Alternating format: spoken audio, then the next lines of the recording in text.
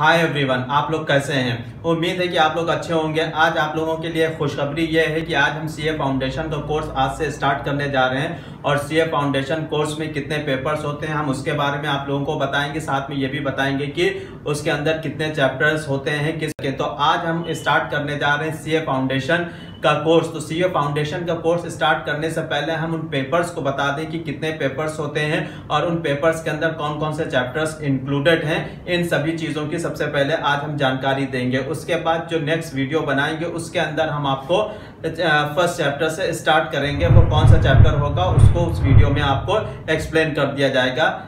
चलिए आपको जानने की कोशिश करते हैं कि सीए फाउंडेशन में कितने पेपर्स होते हैं और वो कौन कौन से पेपर्स होते हैं। सबसे पहले इसके बारे में हम आपको बताएंगे।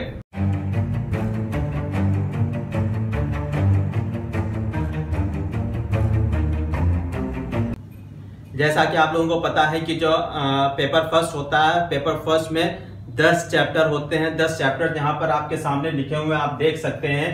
10 जो चैप्टर्स हैं उसमें सबसे पहला है थ्योरेटिकल फ्रेमवर्क, यानी कि हम थ्योरीज के बारे में सारी चीजें जानेंगे। उसमें एक एक डिटेल होगी पूरे चैप्टर्स। इस थ्योरेटिकल फ्रेमवर्क के अंदर बहुत से यूनिट्स हैं जो हम एक एक करके आपको एक्सप्लेन करेंगे। उसके बाद जो सेकंड है वो है हमारा अकाउंटिंग प्रोसेस। इसमें हम पूरी तरह से आपको ये बताने की कोशिश करेंगे कि अकाउंटिंग प्रोसेस क्या होता है, किस तरह से अकाउंटिंग मेंटेन की जाती है, अकाउंट्स बनती है, इसके बारे में पूरी जानकारी इसके अंदर रहेगी। और थर्ड जो है वो बैंक रिकंसिलेशन। बैंक रिकंसिलेशन में आपने इससे पहले बैंक रिकंसिलेशन के बारे में आप इससे पहले पढ़ चुके होंगे, आपको इसके बारे में नॉलेज होगी। इसके अलावा जो नेक्स्ट होता है वो इन्वेंट्रीज होता है। इन्वेंट्रीज नॉर्मली क्या होता है, हम स्टॉक की बात करेंगे कि उसको किस तरह से कैलकुलेट किया जा सकता है और स्टॉक को किस तरह से हम बता सकते हैं कि हमारे जो कंपनी है या शॉप है या मार्केट है या हम जहां पर स्टोर कर रहे हैं कितना इन्वेंट्रीज हैं, कितनी निकली, कितनी इन हुई है, कितनी आउट हुई है, सारी चीजें इसके बारे में बताया जाएगा।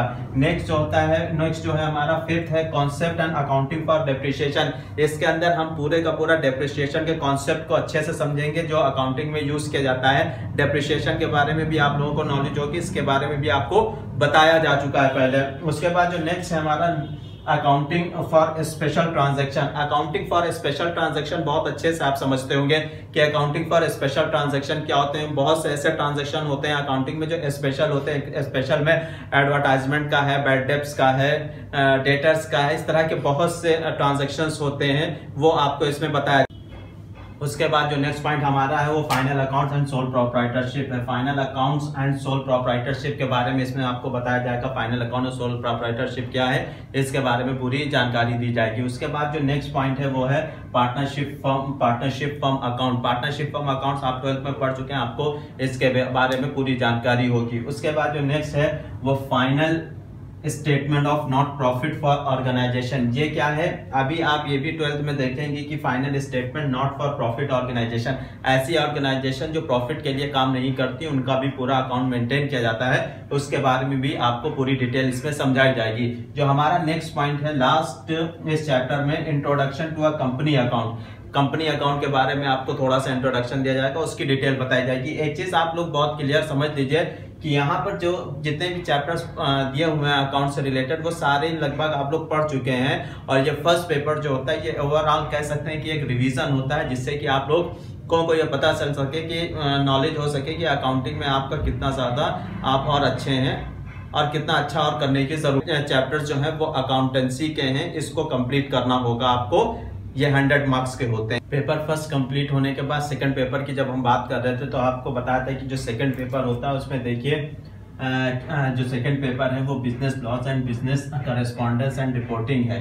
ठीक है, इसमें 2 पार्ट्स में ये डिवाइड किया गया है। पहला है बिजनेस लॉस, दूसरा है बिजनेस करेस्पॉन्डेंस एंड रिपोर्टिंग। जो बिजनेस लॉस है जो फर्स्ट सेक्शन है इसके अंदर 60 मार्क्स का ये रहता है। इस 60 मार्क्स के अंदर जो चैप्टर्स रहते हैं वो पहला रहता है द इंडियन कॉन्ट्रैक्ट एक्ट 1872। हमें इसके अंदर सारे कॉन्ट्रैक्ट एक्ट पढ़ने होंगे, इसमें सारे कॉन्ट्रैक्ट एक्ट बताए जाएंगे। उसके बाद जो नेक्स्ट होगा the sales of goods act 1930। इसके अंदर हमें सेल्स रिलेटेड जितने भी सेल्स ऑफ गुड्स से रिलेटेड एक्ट जो भी है उसके बारे में इसमें 1930 में ये बताया जाएगा। जो थर्ड है हमारा वो द इंडियन पार्टनरशिप एक्ट 1932 है। इसके अंदर हम पार्टनरशिप एक्ट से रिलेटेड सारे रूल्स और रेगुलेशन इसमें पढ़ेंगे 1932 एक्ट के अंदर। इसके बाद जो नेक्स्ट है हमारा लिमिटेड लायबिलिटी पार्टनरशिप एक्ट, 2008। इसके अंदर भी हम सारी लिमिटेड लायबिलिटीज पार्टनरशिप क्या होती है इसके बारे में हम आपको बताएंगे और इसको पूरे जो एक्ट है इसके अंदर पढ़े जाएंगे। जो लास्ट में वो है मेरा कंपनीज एक्ट 2013,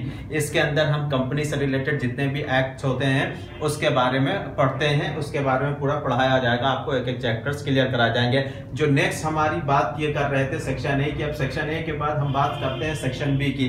सेक्शन बी क्या है उसके बारे में हम आपको डिटेल में बताते हैं। आप लोगों को बताया गया है कि सेक्शन ए जो है वो सारे चैप्टर उसमें क्लियर कर दिए गए थे, वो 60 मार्क्स का था और ये जो था ये 40 मार्क्स का है। ठीक है, ये 40 मार्क्स का है। जो 40 मार्क्स का है इसमें कौन कौन से चैप्टर आते हैं? सबसे पहले यहाँ पर कम्युनिकेशन है, दूसरा है sentence type word power, third है comprehension passages and note making, fourth है डेवलपिंग राइटिंग एंड स्किल।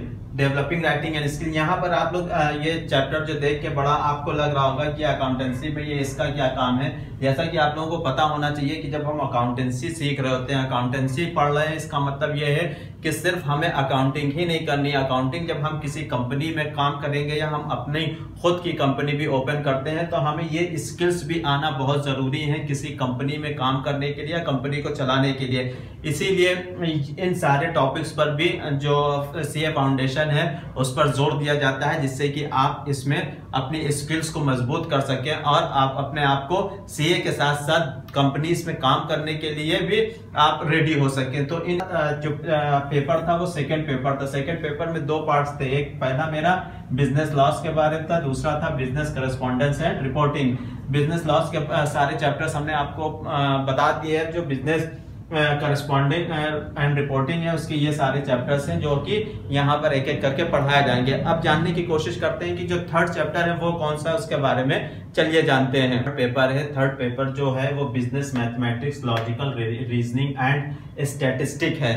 ठीक है, इसके भी हम 3 सेक्शन देखते हैं कि ये 3 सेक्शन में 3 पार्ट्स में डिवाइड किया गया है। पहला सेक्शन जो है वो बिजनेस मैथमेटिक्स कहा जाता है, दूसरा सेक्शन जो होता है वो लॉजिकल रीजनिंग के रूप में जाना जाता है और जो थर्ड चैप्टर होता है वो हमारा स्टैटिस्टिक्स के रूप में जाना जाता है।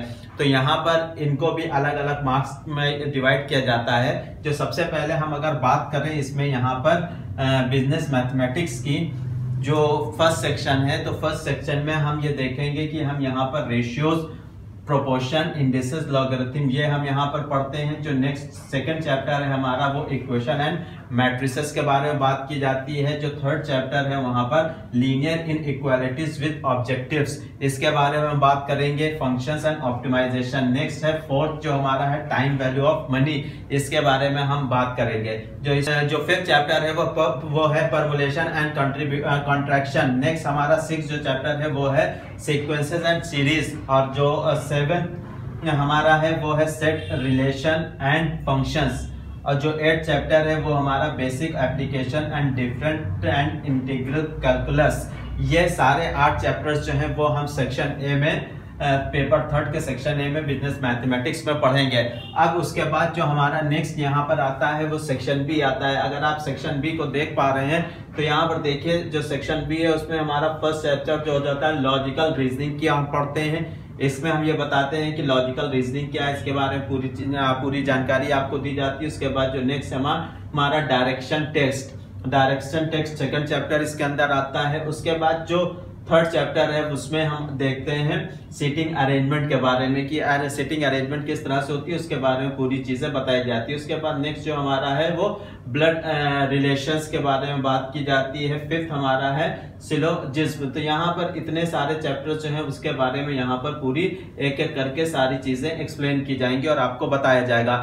अभी आपने पेपर थर्ड का फर्स्ट सेकंड सेक्शन देख लिया, उसमें कौन कौन से चैप्टर्स हैं वो देख लिया। अब यहाँ पर जो सेक्शन सी है स्टैटिस्टिक्स, इसके बारे में बता दें इसमें कितने चैप्टर्स होते हैं, इसके बारे में हम आपको बता देते हैं। एक चीज हम आपको और क्लियर करना चाहेंगे, हम टाइम बहुत ज्यादा लेंथी जो वीडियो है वो ना हो, इसकी वजह से हम ये सारी चीजें जो है वो पहले लिख ले रहे थे, उसके बाद आपको एक्सप्लेन कर रहे हैं। इसमें अगर फिर भी कोई आपको प्रॉब्लम आती है तो आपको कमेंट्स करके हमसे पूछ लीजिएगा। चलिए इसमें बताते हैं पहला कौन सा चैप्टर है, स्टैटिस्टिक, डिस्क्रिप्शन एंड डाटा। उसके बाद जो सेकंड है वो है measure of central tendency and dispersion. जो थर्ड चैप्टर है वो है प्रोबेबिलिटी। फोर्थ जो चैप्टर है वो थ्योरेटिकल डिस्ट्रीब्यूशन।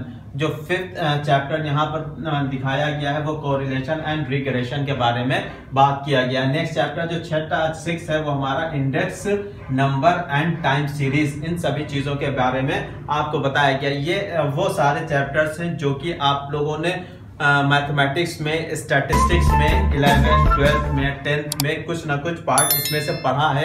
यही सारी चीजें आपको दोबारा रिपीट कराई जा रही हैं और ये सारी चीजें एक एक करके आपको एक्सप्लेन की जाएंगी, जिससे कि आपका रिवीजन भी हो सके और आप एक अच्छे अकाउंटेंट के जो कह सकते हैं जर्नी है उसकी तरफ आप चल सकें। तो ये सारे सेक्शन इसीलिए बहुत जरूरी है, क्योंकि अकाउंटेंसी में सिर्फ अकाउंटेंसी नहीं आती, बल्कि हमें सारी चीजें वो सीखनी होती हैं जो अकाउंटेंट के लिए जरूरी है। आप अकाउंटेंट में हर चीज को लेकर चलते हैं, आप स्टैटिक्स कैलकुलेशन को भी पूरा लेके चलेंगे और बाकी मैथमेटिक्स, इंग्लिश, हर चीज को कहीं ना कहीं उसमें यूज किया जाता है। इसलिए सारी तरह से पूरा एक चार्टर्ड अकाउंटेंट जो सीए बनाया जाता है वो एक कंप्लीट चार्टर्ड अकाउंटेंट के रूप में तैयार किया जाता है। इसलिए अब जो चैप्टर 4 है वो हमारा, अब उसके बारे में बात करेंगे, बिजनेस इकोनॉमिक्स के बारे में। वैसे कि बिजनेस इकोनॉमिक्स के बारे में आप लोग जानते हैं 11th 12th में आप लोगों ने जो पढ़ा है वही सारी चीजें, स्पेशली 12th का कुछ पार्ट, ज्यादातर पार्ट इसमें दिखाया गया है। लेकिन हाँ, इसमें कुछ चीजें ऐसी हैं जो 12th के पार्ट्स अलग हैं, जैसे कि बिजनेस इकोनॉमिक्स की बात की गई है। जो बिजनेस इकोनॉमिक्स है वो थोड़ा सा कॉन्सेप्ट अलग है अगर देखा जाए नॉर्मल 11th 12th के इकोनॉमिक्स के। तो चलिए जानने की कोशिश करते हैं कि उसमें कौन कौन से चैप्टर्स इंक्लूडेड हैं। चैप्टर 4 की जहां तक बात हो रही थी, जैसे कि आप लोगों को बताया कि चैप्टर 4 जो है उसकी business environment, business and commercial knowledge के बारे में बात की गई थी। इसमें 2 सेक्शन है। फर्स्ट सेक्शन है बिजनेस इकोनॉमिक्स का और जो सेकंड सेक्शन है वो बिजनेस एंड कॉमर्शियल नॉलेज का। ये 2 सेक्शन यहाँ पर हैं। इसमें जो हम देखेंगे, सबसे पहला देखेंगे इंट्रोडक्शन टू बिजनेस इकोनॉमिक्स। दूसरा जो चैप्टर है इसमें theory of demand and supply. Third chapter जो यहाँ पर दिया गया है theory of production and cost. और जो 4th चैप्टर है free price determination in different market. 4th chapter यहाँ पर ये है। जो 5th है हमारा वो बिजनेस साइकिल के रूप में जाना जाता है। तो ये 5 चैप्टर्स हम फर्स्ट सेक्शन में पढ़ेंगे और जो सेकंड सेक्शन है हमारा business and business commercial knowledge, इसमें हम पढ़ेंगे करीब 6 चैप्टर। तो फर्स्ट हमारा जो चैप्टर होगा business and commercial knowledge introduction. Second जो हमारा वो है बिजनेस एनवायरनमेंट। थर्ड चैप्टर जो हम यहाँ पे पढ़ेंगे वो बिजनेस ऑर्गेनाइजेशन के रूप में जाना जाता है। उसके बाद जो 4th चैप्टर हम पढ़ेंगे वो government policies for business growth, government policies for business growth, ये हम पढ़ेंगे 4th चैप्टर। जो 5th चैप्टर है वो है हमारा organisational facilitating business, organisational facilitating business, ये हम पढ़ेंगे अपना 5th चैप्टर। 6th चैप्टर है कॉमन बिजनेस टर्मिनोलॉजी। जो 6th चैप्टर के रूप में जाना जाएगा वो कॉमन बिजनेस टर्मिनोलॉजी है। तो ये चार ऐसे चैप्टर, जो ये 4 ऐसे पेपर्स हैं जिसको हम एक एक करके हमने आपको एक्सप्लेन किया है। चारों पेपर्स का ये भी बता दिया कि कितने कितने किसमें चैप्टर्स होते हैं। ये सारी चीजें हमने ट्राई किया है कि ये बोर्ड पे बता दें, लेकिन शायद लाइट सही प्रॉपर पड़ नहीं रही है तो इसमें बहुत ज्यादा हो सकता है क्लियरली न दिखाई दे। इसके लिए फॉर्मेट की जो इमेजेस होती हैं वो हम इसमें लगा देंगे, जिससे कि आप लोगों को अगर बोर्ड पे क्लियरली ना दिखाई दे तो वहां से आप देख सकते हैं। ये सबसे लास्ट में आपको मिल जाएंगे, सारे जितने भी हैं उसके सबके हम इमेजेस PNG के रूप में यहाँ पर लगा देंगे आपके साथ। तो उम्मीद है कि ये सारों पेपर जो है वो आपको समझ में आए होंगे। फाउंडेशन CA फाउंडेशन कोर्स से चारों पेपर्स आपको समझ में आएंगे और आए होंगे। अब एक एक करके हम इसमें आप लोगों को एक्सप्लेन करते रहेंगे। आने वाले वीडियोस पे हम आपको बताते रहेंगे। फर्स्ट पेपर का फर्स्ट चैप्टर स्टार्ट करेंगे, सेकंड, थर्ड, फोर्थ, इसी तरह से सारे चैप्टर एक एक करके आप लोगों के सामने आते रहेंगे। हाँ, अगर आप लोग इसको लाइक और सब्सक्राइब करेंगे तो रेगुलर ये वीडियोस आपको नोटिफिकेशन के रूप में सबसे पहले मिलेंगे और ज्यादा से ज्यादा नॉलेज आप ले सकते हैं। नॉलेज अगर आपको किसी तरह की कहीं कोई भी प्रॉब्लम आती है तो आप हमें कांटेक्ट कर सकते हैं, कमेंट्स में आप हम डाल सकते हैं अपना प्रॉब्लम जो है वो, वहां से आपको सोल्यूशन जरूर मिलेगा। और आप ऐसे ही बने रहिए और आज के लिए इतना ही। Thank you very much.